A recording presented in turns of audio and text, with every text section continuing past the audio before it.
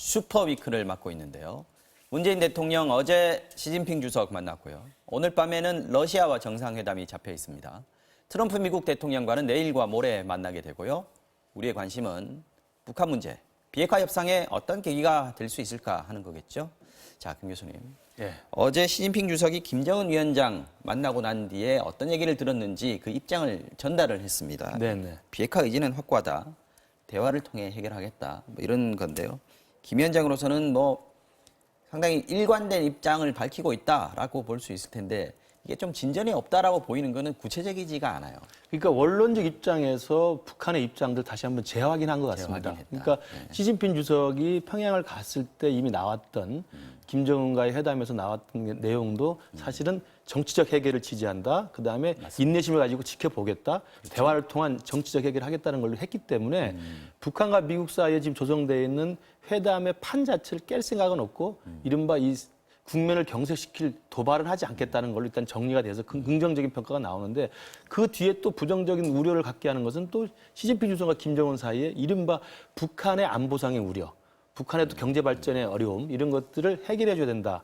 그리고 또 사실은 이게 이제 단계별 동시 행동 조치로 가야 된다는 것들에 대해서 이제 북중이 합의한 내용이고 어제 시진핑 주석을 만난 문재인 대통령에게 시진핑 주석이 말한 것도 그런 양쪽에 북한이 판을 깨지 않고 기다려보겠다, 대화를 하겠다는 긍정적 메시지와 그래도 불구하고 북한이 생각을 바꾸지 않고 북한은 일단 기다려보겠다는 것이 미국 보고 생각을 바꾸라는 것이기 때문에 그렇죠. 태도의 변화는 또 없는 거거든요. 서로 네가 바꿔라. 그렇습니다. 그러니까 그런 정도로 보면 여전히 이 상황은 그대로 유지가 되되 정체 국면은 지속되는 또 상황이 있는 거죠. 그래서 저는 이제 문재인 대통령이 오늘 이제 푸틴도 만나고 내일 모레 이제 트럼프 대통령 만날 텐데 지난해 2018년을 잘 이끌어왔던 이른바 중재자로서의 역할. 그래서 정말 한반도가 전쟁 위기로까지 갔던 것들을 대화 협상 국면으로 딱 전환시켰던 아주 긍정의 역할을 했던 것을 2019년에도 지금의 교착 국면에서 다시 한번 이걸 돌파구를 마련할 수 있는 역할이 될까, 또 가능할까. 이게 아마 제가 볼 때 이제 시험대에 오른 게 아닌가 싶습니다. 말씀하셨듯이 사실 3차 정상회담이 이루어지려면 지금 문재인 대통령도 띄우고 있고 뭐 수뇌부 간의 어떤 분위기는 좋습니다만 이게 3차 정상회담으로 이어지려면 2차 회담에서의 결렬됐던 이유들이 어떻게 해결이 돼야 되는 거 아니겠습니까? 결국 그렇습니다. 미국이 입장이 바뀌든 북한이 입장이 바뀌든 둘 중에 하나는 입장이 바뀌고 둘 다 바뀌어서 좀 접점을 찾든지요. 지금 상황으로 봤을 때 짐작하건대 3차 정상회담은 어느 정도의 앞에 와 있다 이렇게 얘기할 수 있을까요? 어려운 얘기입니다만. 예. 근데 아무튼 1, 2개월 내에 어떤 터닝 포인트는 생기지 않을까 싶습니다. 생기지 않는다면은 올해 안에 쉽지 않거든요. 근데 네. 3차 북미 정상회담이 지금 이런 분위기까지 잡히기까지가 사실 넉 달이 걸렸습니다. 맞습니다. 그만큼 북한에게는 충격적이었던 거고 미국 입장에서도 하노이 노딜이라는 것들이 넉 달을 거치면서 북한이 일단 내부적으로 입장을 정리하고 다시 뭐 리뷰를 해보고 한 거 아니겠습니까? 그나마 하노이 노딜 회담에서의 긍정적인 면은 이제 서로의 패를 좀 알았어요. 실제로 북한이 가장 원하는 게 뭔지를 미국이 알았던 거고 미국 입장에서는 북한이 이걸 안 내려려고 하는구나. 북한도 안 거예요. 미국은 이거 완전히 다 자는 거구나. 네. 우리가 이렇게 잘라가지고 힘들겠구나. 결국은 분위기는 잡혀가는데 특히 정상들 간의 분위기는 꽤 나쁘지 않다고 봅니다. 물론 뭐 지금 북한이 외무성에서 비판도 합니다만은 네. 그런 상황에서 그러면 제가 볼 때는 이번에 열리게 되는 이제 앞으로 열릴 실무회담, 실무 접촉이 상당히 지난하지 않을까.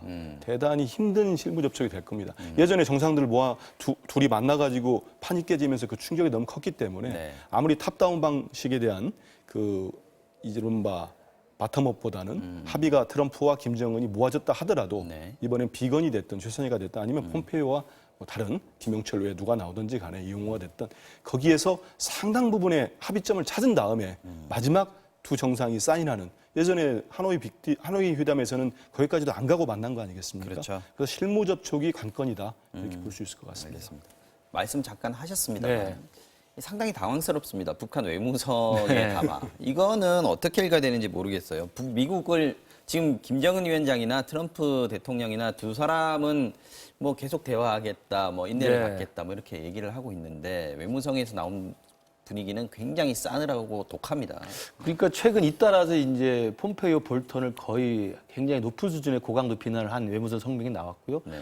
어제는 또 외무성의 미 국장 담화 형태로 이제 우리 문재인 대통령까지 상당히 높은 수준으로 비난하는 이 그렇죠. 담화가 나왔습니다. 그러니까 저는 지금 국면에서 어렵사리 3차 북미 정상회담에 분위기를 조성하려는 지금 정상 간의 움직임이 되고 있는 이 판에 아마 북한의 이런 잇따른 대미 비난, 대남 비난이 나온 것은 저는 일단은 결과적으로 보면 미국과 한국의 입장 변화를 촉구하는 압박용이라는 성격이 강합니다. 우리는 아직도 우리의 입장이 확고하기 때문에 너희들이 정상회담을 원하거나 또다시 협상을 원한다면 한국이나 미국이 똑바로 해야 된다. 이런 기싸움이다, 것들 이렇게 보여주기 위한 압박용이 큰데 저는 조금 좀 우려스러운 것은 네. 지금 나오고 있는 북한의 외무성의 내용들을 보면 트럼프에 대한 요구는 절대 하지 않습니다.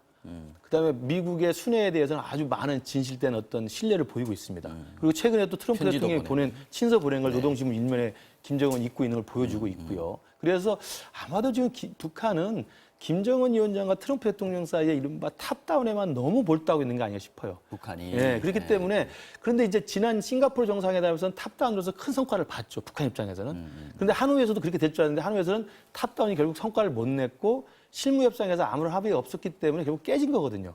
그렇다면 그러면 실무 협상도 굉장히 중요한 것이구나를 깨달아야 되는데 지금도 북한의 외무성의 입장이라든지 나와 있는 대선전 매체 입장을 보면 여전히 탑다운에 집착하는 것 같아요.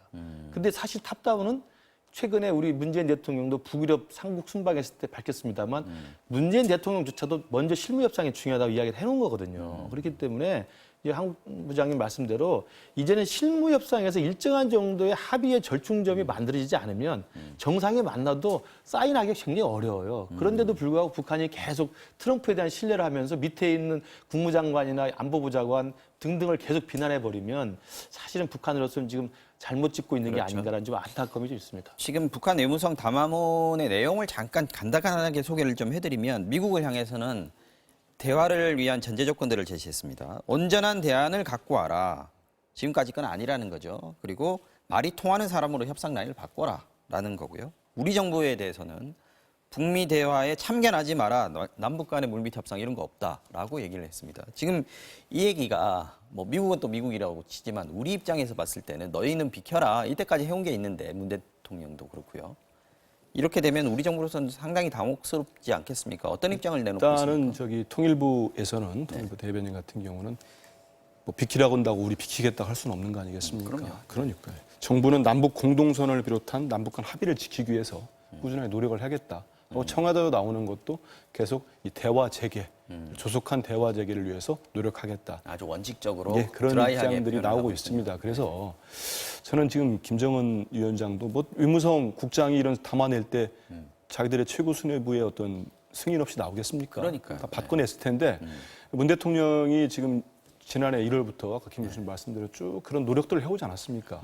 해오고 지금 계속 그 남북 정상회담을 갖자고 제의를 여러 차례 하고. 네. 근데 여기 대해서는 지금 이런 방구 말이 없어요. 그러면서 이제 물론 수준은 높진 않습니다. 하지만 이런 국장급이랄지 하면서 이런 우리가 듣기 거북한 얘기들을 하면서 비난을 하고 있거든요. 네. 사실 지금 볼 때 진짜 뭐 우리 보고 빠지라고 한다서 우리가 빠질 거라고 보고 하겠습니까? 이거 통미봉남이 맞는다고 생각하고 이런 말 하겠습니까? 아닌데 조금 더 해달라 이런 요구인데 뭐 개성공단이라든지 금강산 관광 재개랄지 근데 그게 우리 정부가 노력해서 된 문제가 아니라는 걸 알면서도 우리를 너무 압박하는 거예요. 그래서 이런 부분들이 좀 조율이 됐으면 좋겠다는 생각을 하고요. 네. 그리고 또 여담입니다만은 이 북한이 진짜 정상국가 되려면은 적어도 외교 문제에 있어서는 말의 품격을 좀 갖췄으면 좋겠다.